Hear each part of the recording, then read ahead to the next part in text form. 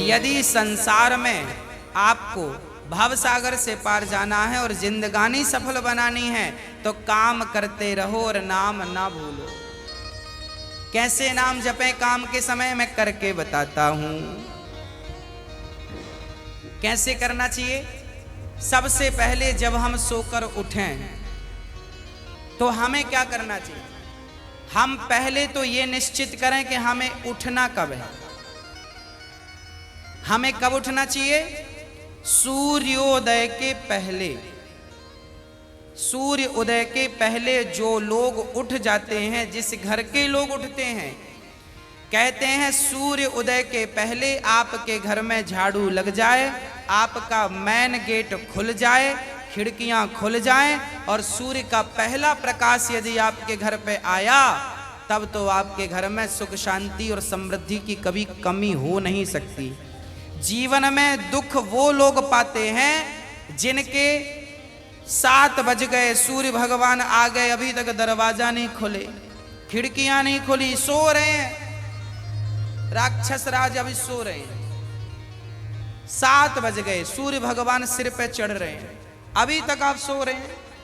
क्या ये हमारी सभ्यता, हमारा संस्कार है? ना, हमारे संस्कार हैं जब हम छोटे थे ना, ये दास अपनी बात कर रहा है, जब हम 10 वर्ष के थे तब हम मंदिर में पूजा करते थे। हम मंदिर में, हमारे पिताजी मंदिर में पुजारी थे, एक मंदिर की पूजा करते थे। तो हम जब 10 साल के थे तब हम 4 बजे स्नान करके 5 बजे पूजा खत्म करके और 5 से 6 बजे तक में सुंदर कांड का रोज पाठ करते थे, हनुमान चालीसा का रोज पाठ करते थे, रोज पाठ करते थे। 6 बजे, सवेरे 6 बजे मंदिर की पूजा और पाठ करके बाहर आ जाते थे अपने काम के लिए, और 6 बजे बाहर आकर गाय के लिए घास लेने के लिए खेत चले जाते थे। चारा काट करके गाय को खिलाते थे, फिर नाश्ता करते थे, फिर रोटियां, नाश्ते में रोटी और अचार खाते थे। हाँ, कभी गुड़ भी खा लेते थे रोटी के संग। ये दिनचर्या थी। पहला काम हमारा भगवान को धन्यवाद देना होना चाहिए, गौ सेवा होनी चाहिए। ये हमारे संस्कार, हमारा रक्त, हमारे रक्त में है। ये बिना पूजा किए अच्छा ही नहीं लगता। तो क्या करो, सूर्य उदय के पहले, सूर्य भगवान कब उदय हो रहे हैं? लगभग आप 5:30 बजे बिस्तर त्याग दो। बिस्तर त्यागने के पीछे भी कारण कैसा है, कैसे त्यागना है? डायरेक्ट उठ के चलना नहीं है।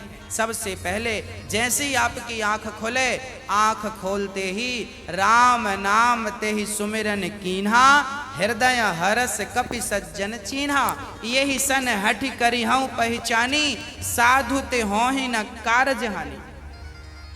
हनुमान जी जब लंका में गए और विभीषण की कुटिया पर गए तो विभीषण सवेरे 4 बजे जागे और जागते ही उन्होंने क्या बोला? राम। अर्थात आप जब जागें तो जागते ही राधे कृष्ण, सीताराम, श्रीमन नारायण, भगवान का नाम हरे कृष्ण कृष्ण कृष्ण हरे जपें।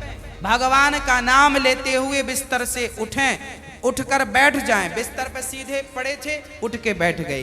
बैठकर क्या करना है? भगवान का नाम, हे प्रभु आज का दिन आपने दिया उसका धन्यवाद। फिर दोनों हाथ का ऐसे मंथन करना चाहिए, और जब हाथ गर्म हो जाए तो फिर हमें हथेली को ऐसे खोलना चाहिए। खोलने के बाद हमें एक मंत्र पढ़ना चाहिए। मंत्र याद ना हो तो आप ऐसा करो, कराग्रे वसते लक्ष्मी, कर मध्य सरस्वती, कर मूले तु गोविंदा, प्रभाते कर दर्शनम। कराग्रे वसते लक्ष्मी, कर के अग्रभाग में लक्ष्मी का वास होता है। यहाँ कराग्रे वसते लक्ष्मी, कर मध्य सरस्वती, यहाँ सरस्वती का वास होता है, और पूरे हाथ में भगवान कृष्ण का, नारायण का वास होता है। कर मूले तो गोविंद। तो दोनों हाथों का मंथन, यहाँ लक्ष्मी का ध्यान सवेरे करेंगे तो आपके घर में लक्ष्मी आएगी, सवेरे से ध्यान होगा। सरस्वती का चिंतन करेंगे तो आपकी वाणी से दिन भर कोई गलत शब्द नहीं निकलेगा, गलत वाक्य नहीं निकलेगा, गलत विचार नहीं निकलेंगे, आपकी वाणी से कोई दुखी नहीं होगा। और गोविंद का ध्यान करेंगे, मेरे नारायण मेरे कृष्ण का ध्यान करेंगे तो आपको सब कुछ मिलेगा। तो पहले दोनों हाथों का मंथन करके दर्शन करें, फिर दोनों हाथों का मंथन करके जब हाथ गर्म हो जाए तो अपने चेहरे पर लगाएं, अपने नेत्रों पे वो हाथ लगाएं। और उसके बाद सबसे पहले उठकर आप अपने बच्चों को ये चीजें समझाएं। सबसे पहले उठकर आप पृथ्वी माता को प्रणाम करें। पृथ्वी माता को, हे पृथ्वी माता, आपका धन्यवाद, आपने हमें एक अवसर दिया है। आपके ऊपर हम कितना पाप करते हैं, हाँ, मलमूत्र जैसी गंदगी त्यागने के लिए हम मजबूर हैं। माँ हमें क्षमा करना, पृथ्वी माँ को प्रणाम करना चाहिए। उसके बाद आप अपना पांव बिस्तर के नीचे रखें, हाँ, उसके बाद बिस्तर के नीचे पांव रखें। और सबसे पहले सवेरे बढ़िया सा पानी पेट भर के पीना चाहिए। मैं थोड़ा स्वास्थ्य की बात भी आपके लिए कर दूं।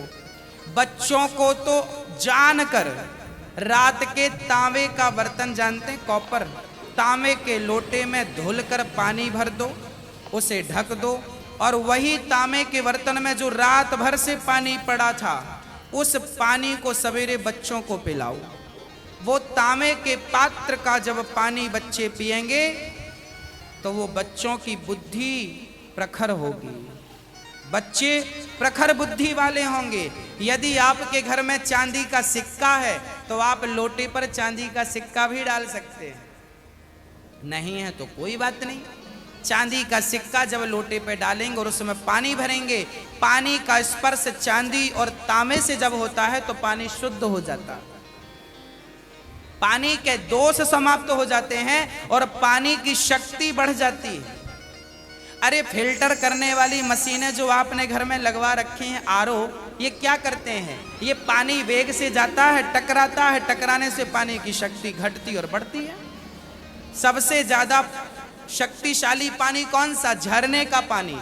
गंगा का पानी शक्तिशाली क्यों है? क्योंकि वो हजारों किलोमीटर की यात्रा करता है, पानी पत्थर से टकराता है, उसकी शक्ति बढ़ जाती है। तो चांदी और कॉपर की जब पानी स्पर्श करता है तो उसकी शक्ति बढ़ जाती है। वो पानी आप अपने बच्चों को पिलाएं, आप पिएं।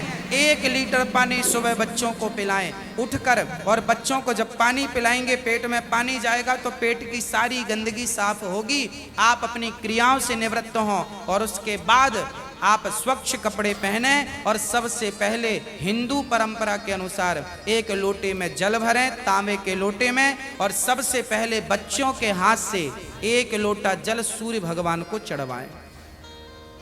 जिसकी बुद्धि बिल्कुल शून्य है, जिन बच्चों की बुद्धि कम है या शून्य है, ऐसे बच्चे यदि जल चढ़ाएं तो उनकी बुद्धि प्रखर हो जाती है सूर्य नारायण की कृपा से।